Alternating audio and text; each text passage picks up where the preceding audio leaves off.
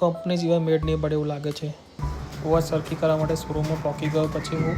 Hello guys, આજે શિવાંશની તબિયત ઠીક નથી તો પણ આજે શિવાંશને સ્કૂલ જવું છે ને જ્યારે તબિયત સારી હોય ત્યારે સ્કૂલ જતો નથી, રડતો હોય છે. ને હની પણ છે મારા જોડે, દેખી શકો ગાઈસ. શિવાંશ ગયો હોય છે પોપઅપ લેવા માટે, અમે જઈએ છીએ પોપઅપ ફોડવા માટે. શિવાંશ પોપઅપ લાવ્યો છે તો ફોડવા માટે જઈએ છીએ. શિવાંશ પોપઅપ ખોલો, ચલો.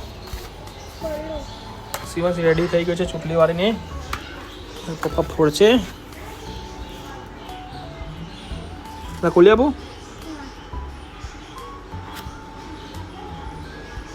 જલ્દી ખોલો.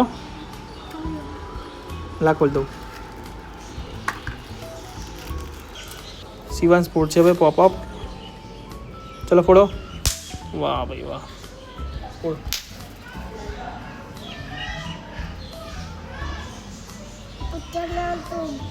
ફોડ. શિવાંશે પોપઅપ ફોડી દીધા છે. અમે જઈએ છીએ હવે રૂમમાં. ચલો.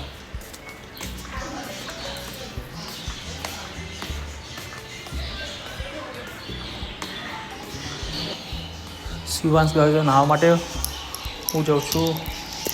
વોચ તૂટી ગઈ છે, સરખી કરાવવા માટે.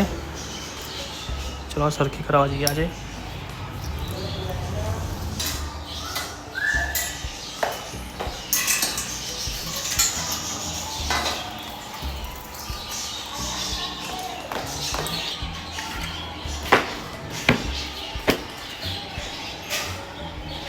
આપણે એક્ટિવા કરી નાખીએ રેડી.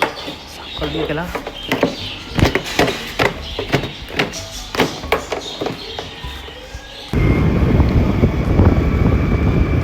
હું આગળ કેનલ બાજુ ગણેશભાઈની દુકાન છે, ત્યાં વોચને બધું રિપેરિંગ કરે છે. તો મારી વોચ સરખી કરતા હતા, લાગતું નહોતું મેળ પડે. ત્યાં આગળ મારે કંપનીમાં જવું પડશે. ઇસ્કોન છે એની કંપની.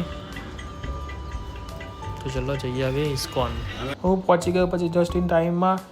હું પછી જઉં છું અંદર વોચ લઈને સરખી કરવા માટે. અંદર આવીને મેં જોયું તો કલેક્શન સારું હતું અને મારી વોચ મેં જોવા માટે આપણે શું ફોલ્ડ છે. પછી મેં મારી વોચનો વિડીયો ઉતારી લીધો, કેમ કે વિડીયો ઉતારવું જરૂરી છે, કેમ કે કંઈ પણ પાર્ટ આપણા બદલાઈ ના જાય એટલા માટે વિડીયો ઉતારી લીધું મેં. પછી બિલ લઈ લીધું મેં એમના જોડેથી. વોચ સરખી થવામાં 10 દિવસ જેવું લાગશે. પછી હું જાઉં છું બિલ લઈને. હું પછી જાઉં છું ઘરે. ઇસ્કોન ટ્રાફિક બહુ નડ્યો હતો.